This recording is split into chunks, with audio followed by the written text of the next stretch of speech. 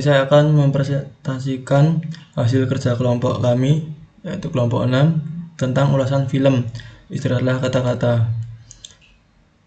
Yang pertama ada sinopsis film. Film Istirahatlah Kata-Kata disutradarai oleh Joseph Anggi Noen dan dirilis pada tahun 2016.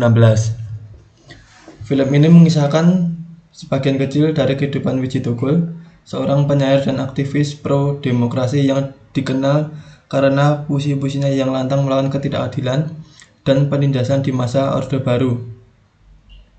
Tokoh ini merupakan sosok nyata dalam sejarah Indonesia yang hingga kini masih dinyatakan hilang dan belum ditemukan. Film ini bukan hanya mengisahkan perjalanan pelarian seorang aktivis, tetapi juga menjadi potret batin seorang manusia yang harus bertahan hidup dalam tekanan politik yang represif. Cerita dimulai pada peristiwa 27 Juli 1996, di mana terjadi bentrok politik antara pemerintah dan para aktivis pro-demokrasi di Jakarta. Akibat peristiwa tersebut, Wiji Tukul menjadi salah satu orang yang dicari oleh aparat keamanan karena puisi-puisinya yang dianggap bahaya dan mampu menggugah semangat perlawanan rakyat terhadap rezim. Dalam situasi genting itu, ia melarikan diri ke Pontianak, Kalimantan Barat menggunakan identitas palsu dengan nama Paul. Di kota asing tersebut, ia hidup berpindah-pindah, bersembunyi di rumah-rumah simpatisan dan berusaha bertahan dalam kondisi serba terbatas.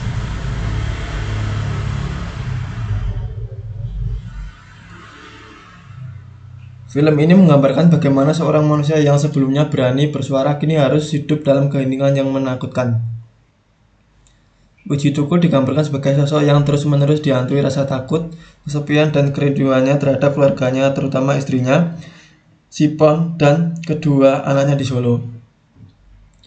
Dalam setiap adegan, terlihat kontras antara keberanian masa lalu dan ketidakberdayaan saat bersembunyi.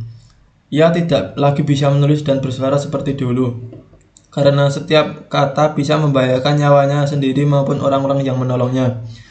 Di sini makna judul Istirahatlah Kata-Kata terasa begitu dalam, sebuah simbol bahwa kadang perjuangan harus beristirahat sejenak untuk bertahan.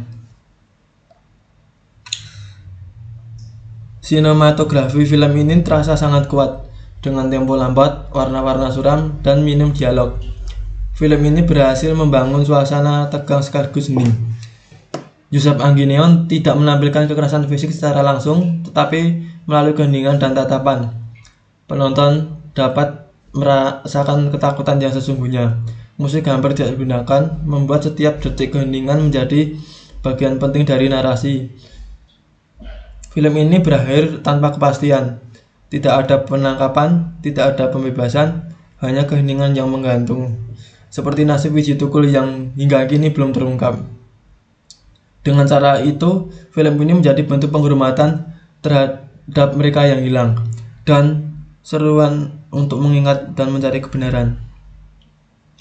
Yang kedua, ada analisis isi cerita berdasarkan perspektif Pancasila. Film Istirahatlah Kata-Kata dapat dianalisis sebagai perspektif Pancasila, terutama sila kedua, yaitu kemanusiaan yang adil beradab.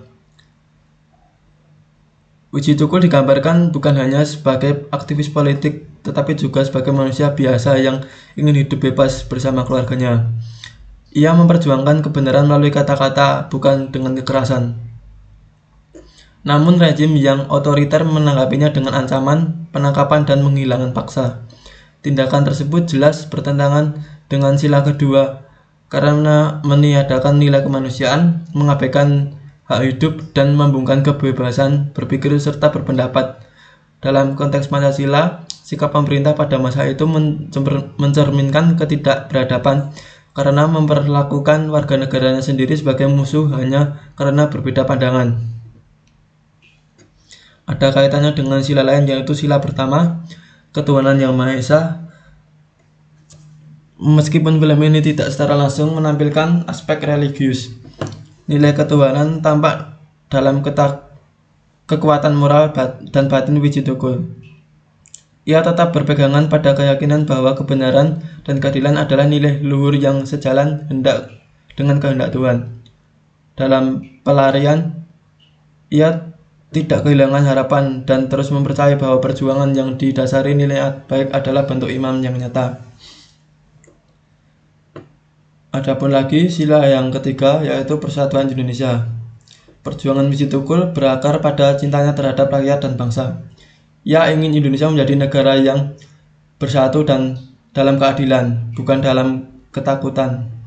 Rezim Orde Baru yang menindas rakyat demi stabilitas justru bertentangan dengan makna persatuan sejati. Film ini mengingatkan kita bahwa persatuan harus dibangun di atas kejujuran dan keadilan sosial. Yang terakhir ada sila kelima, yaitu keadilan sosial bagi seluruh rakyat Indonesia. Film ini menunjukkan ketampangan sosial dan politik yang nyata. Suara rakyat kecil dibungkam, sementara kekuasaan digunakan untuk menindas. Nilai sila kelima menegaskan bahwa keadilan harus berlaku bagi semua, termasuk bagi mereka yang berani mengkritik pemerintah. Nasib Wiji Tukul menjadi simbol bahwa keadilan sosial belum sepenuhnya terwujud di Indonesia. Yang terakhir, itu ada kesimpulan. Istirahatlah kata-kata, bukan sekedar film biografi, melainkan sebuah refleksi moral dan politik tentang kebebasan, keadilan, dan kemanusiaan. Dengan gaya sinema yang tenang namun syarat makna, film ini mengajak penonton untuk merenung kembali arti menjadi manusia yang beradab di tengah kekuasaan yang sewenang-wenang. Dalam perspektif Pancasila, film ini dengan jelas menegaskan pentingnya pengamalan sila kedua, kemanusiaan yang adil beradab. Kita diajak untuk menghargai setiap individu sebagai manusia yang bermartabat, menolak segala bentuk kekerasan, dan membela kebenaran. Nilai-nilai inilah yang menjadi fondasi bagi bangsa Indonesia. Melalui kisah Wiji Tukul, film ini mengingatkan bahwa kata-kata memang bisa diistirahatkan, tetapi gagasan tentang kemanusiaan, keadilan, dan keberanian tidak akan pernah padam. Suara kebenaran akan selalu hidup di hati mereka yang masih berani mengingat dan memperjuangkannya.